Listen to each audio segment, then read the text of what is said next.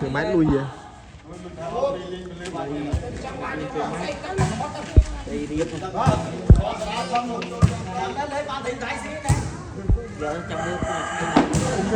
Hả?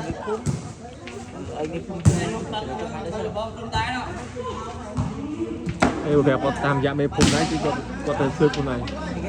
Kẹp có tam dạ mê phun đấy chứ có từ xương con này.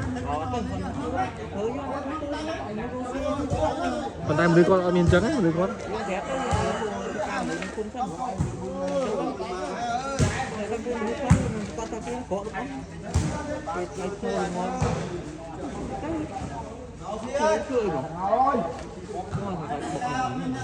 Hả?